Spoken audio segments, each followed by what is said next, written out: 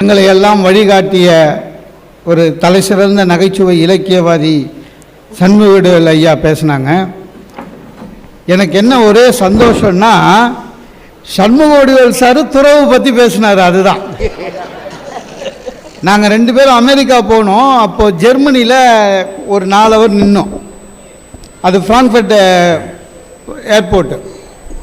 நின்றுட்டு இருக்கும்போது ஐயாவை பார்க்குறேன், முகம் இப்படி இப்படி இப்படி இப்படி இப்படி இப்படி ஏர்போர்ட்டில் சிரிப்பாக இருந்தது. வேடிக்கை பார்க்குறாரு, தப்பு இல்லை. நானே கேட்டேன், ஐயா இந்த துறவரம் பற்றி நீங்கள் என்ன நினைக்கிறீங்கன்னு. அது ஜெர்மனி வராதவன் நினச்சி பார்க்கறது. அவனுங்க இந்தியாவில் ஏதோ ஒரு கிராமத்திலே சொல்லினுக்கிறானுங்க, இங்கே வந்து பார்க்கணுமே. ஐயா நீங்கள் நீதிபதி அவர்களே, நீங்கள் முன்னுரையில் சொன்னது தான், திருவள்ளுவரின் திருக்குறள் இன்றும் பேசப்படுகிறது என்று சொன்னால் அதற்கு காரணம் என்ன என்றால், அந்த நூலுக்கோ அந்த கருத்துக்கோ இன்றும் தேவைப்படுகிறது, அவ்வளவுதான். இப்ப திருவள்ளுவர் காலத்தில் துறவு பற்றி சொல்லியிருக்காங்க, அதுக்கப்புறமும் அந்த புக்கெல்லாம் காணோம். ஏன் தேவைப்படலை? திருக்குறள் இன்றும் நிலைத்து நிற்கிறது என்று காரணம் என்னவென்றால், அதை சொல்லப்பட்ட கருத்துக்கள் நமக்கு இன்னும் தேவைப்படுகிறது. இன்னும் தேவைப்படுகிறது என்றால் அது இல்லறத்துக்கு தான். வள்ளுவருங்க எதையாவது பார்த்து தான் எழுதியிருக்கணும் இல்லை, அவரோட காலத்தில் எதையாவது பார்த்துருக்கார். அவர் காலத்தில் இருந்ததை பற்றி எழுதியிருக்கார். புலால் உண்ணாமை வள்ளுவர் எழுதியிருக்கார். அப்படின்னா அப்பவும் சாப்பிட்ருக்கான்னு அர்த்தம் இல்லை. கல்லுண்ணாமை வள்ளுவர் எழுதியிருக்கார். அப்படின்னா டாஸ்மாக் அப்பவும் இருந்திருக்கு. பிறன்மனை நோக்கா பேராண்மை வள்ளுவர் எழுதியிருக்கார். அப்படின்னா நம்மளுங்க அப்போ வந்திருக்கான். அப்போ முனிவர் துறவிகளை பற்றி வள்ளுவர் அதை பற்றி கவலை. வள்ளுவன் சொன்ன துறவை பற்றி ஏற்றுக்கொண்டு துறவரம் இல்லை. ஒரு துறவிக்கு இப்படிலாம் இருக்கணும் டூ டோன்ட் கொடுத்த பிறகு அது மாதிரி நடக்கிறவன் துறவி இல்லைங்க. துறவிக்கு கோணார் உரை வேணாம், இப்படிலாம் இருக்கணும்னு சொன்னாதான் துறவியா இல்லை. ஆனால் இல்லறத்தானுக்கு தான் இதெல்லாம் சொல்லணும். ஏன்னா அவனுக்கு ஒன்றும் தெரியல. ஒன்றும் தெரியாதவனுக்கு சொல்லணுன்றது தான் வள்ளுவனுடைய தாக்கம். திருக்குறள் மொத்தமாக சொன்னதே அதுதான். நீங்கள் அதை விட்டுட்டு திருப்பியும் துறவரம்னு அதை சாமியார்களை பற்றி வள்ளுவர் சொன்னது கூட பார்த்தீங்கன்னா இல்லறத்தானுடைய கவலையை பற்றி தான். ஏமாந்திர போறேன்னு. ஆமாங்க, மழித்தலும் நீட்டலும் வேண்டா சொன்னாரா? அடுத்து புலித்தோல் போர்த்திய பசுன்னதை மாற்றி இது புலி பசுத்தோல் போர்த்தி வந்ததுன்னாரு. அப்படின்னா அது துறவிகளுக்கு சொன்னதில்லை, இல்லறத்தானுக்கு சொன்னது. பிற்காலத்தில் நீங்க எப்படியும் போலிசாமியார் பின்னால போவானுங்க, ஜாகிரதையா இருக்கணும்னு அர்த்தம். சார் பீர் சாமியார், மோர் சாமியார், பீடி சாமியார், வகை வகையா சாமியார். சொத்து சேர்க்கறதுக்குன்னு ஒரு சாமியார் இருக்கார், அவர்கிட்ட போனா சொத்து வாங்கலாம். குழந்தை வரம் தர்றதுக்குன்னு ஒரு 10 சாமியார் இருக்காருங்க தமிழ்நாட்டில். அதில் 3 பேர் ஜெயிலில் இருக்கிறான். ஏன்னா அவனே ட்ரை பண்ணிக்கிறான். இப்படி இருக்கிற இல்லறத்தை பற்றி தான் வள்ளுவன் கவலைப்பட்டான். அதுதான் வையத்துள் வாழ்வாங்கு வாழ்பவன். அதுதான் குடும்பம் எப்படி இருக்கணும்னு சொல்றாங்க. குடும்பம் அவனுக்கு கவலையெல்லாம் குடும்பத்தாரை பற்றித்தான். துறவிகளை பற்றி கூட இல்லறத்தான் கவலைப்படணும். சார் இல்லறத்தானுடைய இதுல என்ன சொல்றான், நீ துறவிகளையும் நீதான் காப்பாற்ற வேண்டும், வறியவர்களையும் நீதான் காப்பாற்ற வேண்டும், துன்பத்திலே இருப்பவர்களையும் நீதான் காப்பாற்ற வேண்டும், துறவிகளையே காப்பாற்ற வேண்டிய பக்குவத்தில் இருக்க வேண்டும் என்று இல்லறத்தானுக்குத்தான் வள்ளுவன் அறிவுரை சொல்லுகிறான் என்று சொன்னால், அதான் ஒரு இல்லறத்தானுக்கு என்ன கடமை என்பதை தெளிவாக போட்டு கொடுக்குறான். பெற்றோர், மனைவி, குழந்தை, இந்த 3 பேரையும் பத்திரமா பார்த்துக்கணும். முடியல, அதுதான் விஷயம். அதனால தான் இன்னும் திருக்குறள் சார் இன்விடேஷன் அடிக்கிறோம் எல்லா திருமணத்துக்கும். ஜாதி வித்தியாசம் பார்க்காம இன்விடேஷன் அடிக்கிறோம். முதல்ல அதாவது குலதெய்வம் போட்டுடுறான், துணை இது துணைன்னு. அடுத்தது என்ன போடுறான்? அன்பும் அறனும் உடைத்தாயின் இல்வாழ்க்கை பண்பும் பயனும். அது நம்ம சொல்ல மறந்துட்டா கூட பிரசுக்காரனே போடுறான். நான் இது சொல்லுங்க, வள்ளுவர் சொல்லுகிறாரு, வச்சுக்கங்க. ஏன் அது சும்மா போடுற புள்ளியார் சுழி இல்லை, அதான் வாழ்க்கை. அதுபடி நடக்கிறமா இல்லை, அதனாலதான் வள்ளுவம் இன்னும் தேவைப்படுது. சார் எக்ஸாம் மாதிரியே ஆயிடுச்சுங்க வாழ்க்கை. படிக்கிற பசங்களுக்காவது பரவாயில்லைங்க, வாழ்க்கையில் வருஷத்துக்கு ஒரு எக்ஸாம், அதில் சிலபஸ் இருக்கும். சிலபஸில் இருந்து தான் கேள்வி வரும். சிலபஸில் இல்லாதது கேள்வி வந்தால் கேள்வி மட்டும் எழுதினா கூட மார்க் போடுவான். ஆமாம், இப்பெல்லாம் நிறைய வாட்டி அப்படி தான் வருது. ஆனால் வாழ்க்கை அப்படி இல்லை. ஆஃபீஸ் கிளம்புறோம், ஒய்ஃப் நடுவு ஹாலில் நின்று கேட்குறா, உங்கள் அம்மா அப்பா இன்னும் எவ்வளோ நாள் நம்ம கூட இருப்பா? சாய்ஸ் இல்லை, உடனே பதில் சொல்லணும். இது சிலபஸும் கிடையாது, அன்பும் மரணம் இல்லை, ஒன்றும் முடியாது. வள்ளுவன் எப்பெல்லாம் தேவைப்படுறான்? நாளுக்கு நாள் தேவைப்படுறான். ஏதோ ஒன்று மதிப்பிட்டு ஆஃபீஸுக்கு போயிட்டு சாயங்காலம் வரும்போது நட்ட நடுகாலில் அம்மா நிற்கிறாங்க, உன் கொண்டாட்டியை கொஞ்சம் அடக்கி வைடான்றாங்க. அதான் நம்மளால எது எதெல்லாம் முடியாதோ, எங்க அப்பாவாலேயே முடியலன்னா ஈசி சேர்ல படுத்துனுக்கிறாரு. முடியல சார், அன்பா இருங்கள் வள்ளுவர் சொன்னார். இருக்குமா? இல்லை. ஒய்ஃப் நம்ம கிட்ட நம்ம மூஞ்சி பார்த்து சொல்லுதுங்க, உங்க தங்கச்சி எனக்கு பிடிக்கல அப்படின்னு நம்மளை சொல்லுது. நம்ம என்னைக்காவது ஒய்ஃபு கிட்ட பார்த்து சொல்லியிருக்கோமா உன் தங்கச்சி பிடிக்கலன்னு? ஒரு நியாயம் இருக்கு இல்லைங்க, ஒரு நியாயம் இருக்க வேணாமா? குடும்பம் குடும்பமாக இருக்க வேண்டும். வள்ளுவன் கவலைப்பட்டான், அதனால தான் இன்னைக்கும் வள்ளுவன் தேவைப்படுறான். ஏன் குடும்பம் குடும்பமா இல்லை சார்? என் ஒய்ஃப் வேலை செய்கிற இடத்துலங்க பெஸ்ட் விமன் அவார்டுன்னு கொடுத்துட்டாங்க இந்த போன மார்ச் மாதம் மகளிர் தினத்துக்கு. அவன் பாருங்க, பெஸ்ட் விமன் அவார்டு என் ஒய்ஃபு கொடுக்குறான், எங்கிட்ட ஒரு வார்த்தை கேட்கல. அது என்னன்னா அவங்க ஆஃபீஸில் வருஷம் ரொட்டேஷனில் ஒரு லேடிஸ் கொடுக்குறான். கொடுக்கணும், பெஸ்ட்டெல்லாம் கிடையாது, சும்மா மகளிர் தினத்துக்கு ஒரு பொம்பளை கொடுக்கணும்னு கொடுக்குறான். அவங்க ஆஃபீஸில் மொத்தம் 40 பேர். அதனால் ஒரு முறை வாங்கிட்டீங்கன்னா 2வது வாட்டி ரொட்டேஷன் வரதுக்குள்ளே ரிட்டையர் ஆகிடுவீங்க. அது கொடுத்தவன் சும்மா இல்லாமல் சர்டிஃபிகேட் மட்டும் கொடுத்து தொலைச்சிருக்கலாம். அவன் ஒரு புத்தர் சிலையை கொடுத்துட்டான். புத்தர் சிலை எடுத்துன்னு என் ஒய்ஃபு வீட்டுக்கு வந்துடுச்சு. வந்தவன் என்ன பண்ணிட்டா, எங்கள் அம்மா கிட்ட நான் தான் பெஸ்ட்டு விமன் இந்த இயர்னு ஆஃபீஸில் புத்தர் சிலை கொடுத்தாங்கன்னா. எந்த மாமியாராவது ஒத்துப்பாங்களா சார் மருமகளை பெஸ்ட் விமன்னு? சண்டை. எங்கள் அம்மா ஏதாவது ஒரு சண்டை போண்டுன்னு புத்தர் சிலை வீட்டுக்குள்ளே இருந்தால் வீடு ஆகாதுன்ட்டாங்க. 2 சண்டை போட்டுக்குது. நான் சாயங்காலம் போகிறேன், எங்கள் அம்மா முதல்ல அந்த சிலையை வெளில அனுப்பு. புத்தர் வந்த இடம் வந்து உருப்பட எங்கள் அம்மாவுக்கு தெரியும் சார். எங்கள் அம்மா அதிகமாக படிக்காதவங்க, அவங்களுக்கு புத்தர்லாம் என்ன வாழ்க்கை வரலாம் தெரியாது. புத்தர் கேள்விப்பட்டிருக்காரு. எங்கள் அம்மாவை பொறுத்தவரையும் புத்தர் யாருன்னு கேட்டால் அவர் வந்து நடுராத்திரி ஒய்ஃபையும் குழந்தையும் விட்டுட்டு வீட்டை விட்டு வெளில போனவர், அவ்வளோதான். நான் இதுக்காக எங்கள் அம்மா கிட்ட உட்கார்ந்து புத்தர் என்பவர் போதி மரத்துக்கு போனார், ஞானம் பெற்றார், 8 பேருண்மைகள் 1 2 3 அதெல்லாம் சொல்ல முடியாது. சண்டை ஓடினுக்குது 2த்துக்கும். கடைசியில் நான் தான் என் ஒய்ஃபு கிட்ட என்ன பண்ணேன், சண்டை போடாதேன்னா 2 சண்டை. எங்கள் அம்மா சண்டை நடுவில் சொல்கிறாங்க, நான் சொன்னது உண்மையாயிடுச்சா அப்படின்னாங்க. என்னென்ன புத்தர் வந்தால் வீடுக்கு சண்டை வரும்னு சொன்னோம் பாரு. இப்போ வந்து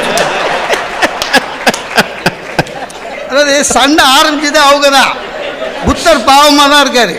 கட்சியில் நான் என் ஒய்ஃபு கிட்ட அட்ஜஸ்ட் பண்ணிக்கம்மா, நீ என்ன பண்ணு, புத்தர் சிலையை ஆஃபீஸுக்கு எடுத்து போயிடு, உன் டேபிளில் வச்சுக்கோ, போகிற வரவங்கிட்டலாம் சொல்லு நான் தான் பெஸ்ட்டு விமன்னு. எங்கள் அம்மாவுக்கு அது புரியாது. ஆமாம், வள்ளுவர் இன்றும் தேவைப்படுகிறார் சார். தற்கொண்டார் பேணி அதெல்லாம் இன்னும் தேவைப்படுறார். இந்த வீட்டு குழந்தைங்களுக்கெல்லாம் இந்த குறள் சொல்லிக் கொடுக்கணும். பொம்பளை பிள்ளைங்களை வளர்க்குறோமே, இந்த குறள் சொல்லிக் கொடுக்கணும். போற்றா ஒழுக்கம் புரிந்தீர் அதெல்லாம் சொல்லிக் கொடுக்கணும். சொல்லி கொடுக்கறது இல்லை. அதனால தான் அங்கே லைன் ஜாஸ்தியாக இருக்குது. எங்கே விவாகரத்து கோர்ட்டில் விட்டு கொடுக்குற தன்மை இல்லை. ஏன்னா திருக்குறள் யாரும் படிக்கிறது இல்லை. திருக்குறள் நமக்கு இன்னும் தேவைப்படுது. ஒரு பொண்ணுங்க ஜட்ஜி கேட்குறாரு அந்த பொண்ணுக்கிட்ட, கல்யாணம் ஆகி 6 மாதம் தான் ஆகுது, இதுக்குள்ளே இந்த கோர்ட்டுக்கு வந்துட்டியம்மா, ஜட்ஜுக்கு அந்த வயசில் குழந்தை இருக்குது வீட்டில், கொஞ்சம் யோசிச்சு பார்க்கக்கூடாதான்னு. அந்த பொண்ணு ஜட்ஜை பார்த்து சொல்லுது, நான் ஒரு வாட்டி முடிவு பண்ணிட்டேன்னா என் பேச்சு நானே கேட்க மாட்டேன்னு. அது யார் பேச்சுன்னு கேட்காதனால தான் இங்கே வந்துருக்குது. வார்த்தைகளில் சிக்கனம் காட்டியவன் வள்ளுவன், வார்த்தைகளில் சிக்கனம் காட்டியவன் வள்ளுவன். 133 அதிகாரங்க, அதில் நட்புக்குன்னு போட்டு 5 அதிகாரம். ஏன் தேவை? ஏன்னா நட்பு எப்படி ஒன்றாலும் இருக்கும். சம்பாதிக்கணுங்க, அதை சொல்றான் வள்ளுவன். ஆனா ஈத்துவக்கும் இன்பம் என்ற வார்த்தையை கண்டு சொன்னவன் வள்ளுவன். கொடுக்க பழகு, நமக்கு அது வரவே இல்லை. இன்னும் இந்த நாட்டில் தேவை நிறைய இருக்கு. பிச்சைக்காரன் கூட நம்மால் பேச்சுவார்த்தை நடத்துறான். உடம்பு நல்லா தானே இருக்கு, டேய் அவன் தான் மானத்தை விட்டு பிச்சை எடுக்க வந்துட்டானே, இருந்தா போடு இல்லைன்னா விடு.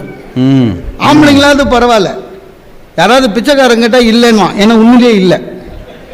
ஆனால் லேடிஸ் அப்படி இல்லை, இல்லைன்னு சொல்லாதுங்க. யாராவது கேட்டால் போயிட்டு அப்புறம் வாழணும், அப்புறம் வந்தால் சொத்தா எழுதி வைக்க போற.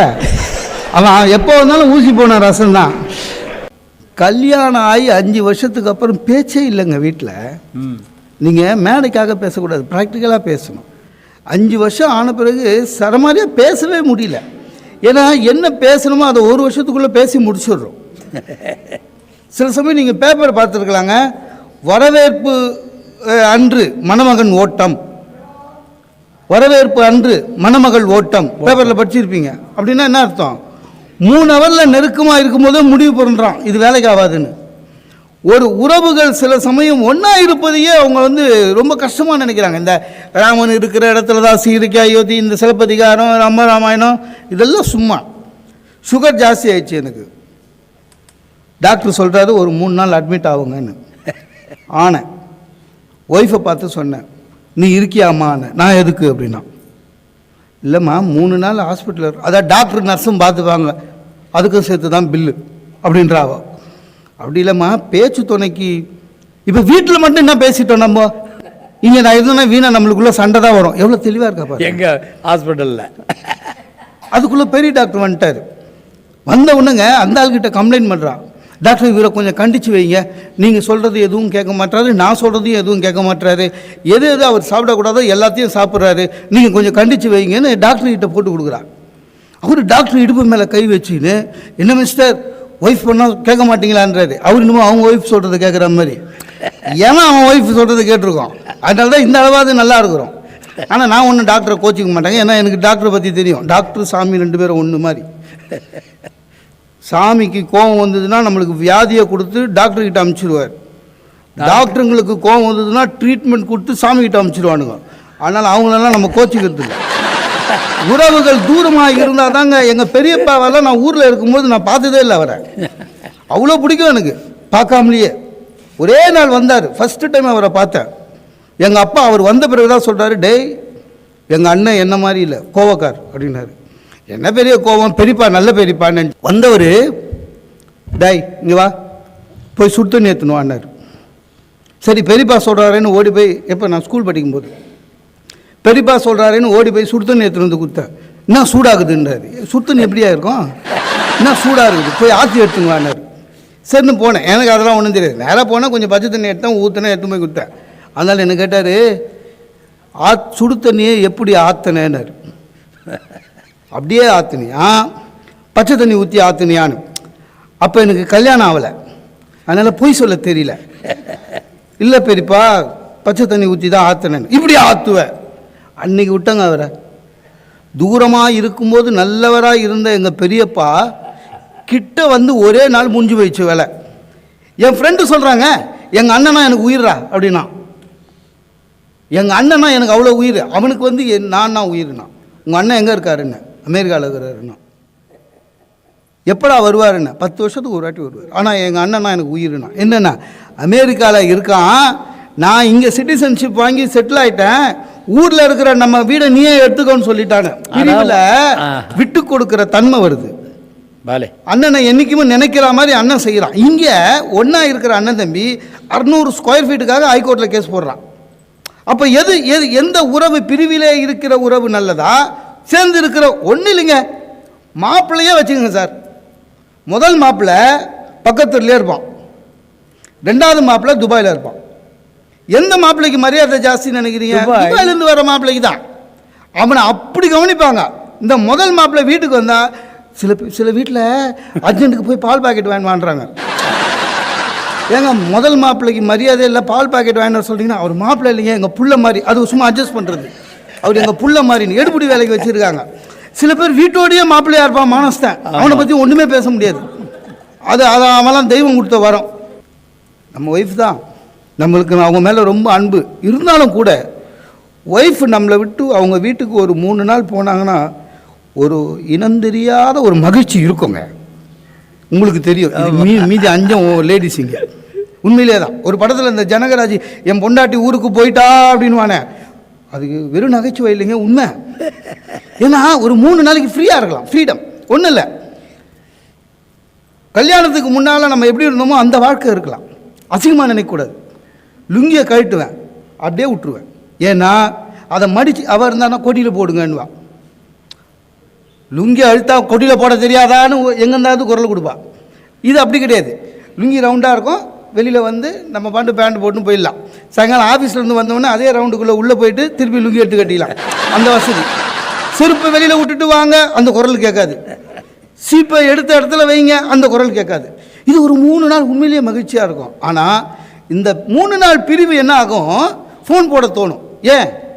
நெருக்கமாக இருந்தால் ஆஃபீஸை விட்டு வீட்டுக்கு வரேங்க, வீட்டுக்கு வந்தோடனே இன்றைக்கி நம்ம வீட்டில் ஒரு சேஞ்சு பாருங்கள் அப்படின்றா. ஒன்றும் தெரியல, நமக்கு ஒரு சேஞ்ச் இருக்குது, கண்டுபிடிங்க. இது கண்டுபிடிக்கிறதுக்கு தான் நான் ஆஃபீஸ்லேருந்து வந்திருக்கிறேன். நமக்கு ஒன்றும் தெரியாது. அதே வீடு, அதே போர்ட்டிக்கோ, அதே சோஃபா செட்டு, அதே ஒய்ஃபு, ஒரு சேஞ்சும் கிடையாது. எனக்கு தெரியலையமான உங்களுக்கு எப்பவுமே இப்படி தான். ஒன்றும் இல்லைங்க, இந்த ஷோ கேஸில் இருக்கிற ஃப்ளவர் வாஸ் எடுத்து டிவி மேலே வச்சுருக்கிறா, இன்டீரியர் டெக்கரா. அது தெரியும் உங்களுக்கு. ரசனையே இல்லைங்க. ரசனை இருந்தால் நான் ஏன் உன்னை கல்யாணம் பண்ணிக்கிறேன்? இல்லை, நெருங்கி இருந்தாலே பிரச்சனை தான். இவங்க யார் அது? நீங்கள் தானே சுமதி ஸ்ரீ. ராமரை பற்றி வாலி சொன்னானோ ராமர்கிட்ட, ஆவியை ஜனகன் பெற்று தேவியை. அதெல்லாம் கரெக்டு. சீதை பிரிந்து போகிறாள்.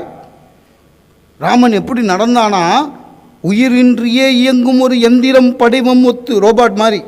ரோபாட் கம்பன் தான் சொன்னான்.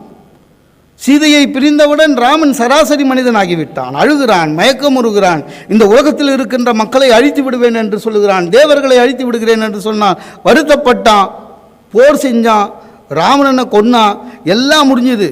இவ்வளோ பிரிவில் சீதையை நினைத்து கொண்டிருந்த ராமன் சீதையை பார்த்தோன்னு சொன்ன முதல் வார்த்தை நெருப்பில் குதினான்.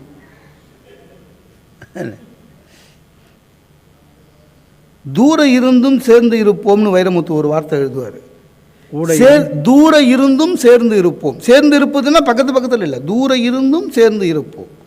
ஆக எந்த உறவு ஒன்றும் இல்லைங்க. நிலா எத்தனையோ கவிஞர் எழுதுறான், என்ன அழகு நிலா, வட்ட நிலா, பெண்கள் முகம், அது இதுன்னு. ஒன்றும் இல்லை, போய் பார்த்தவனை கேளுங்க, ஒரே பள்ளங்கன்றான். கால் வைக்க முடியாதுங்க, மேடு பள்ளம் ஜாஸ்தி, எரிமலை ஜாஸ்தி, அசிங்கமாக இருக்கும். எது? நிலா உள்ள நிலா. ஆக நிலாவாக இருந்தாலும் சரி, உறவுகளாக இருந்தாலும் சரி, தூரத்திலே இருந்தால் அதுதான் மிக அழகு. அதுதான் தன்னுடைய உறவின் வலிமையை மேலும் எடுத்து கொடுப்பது.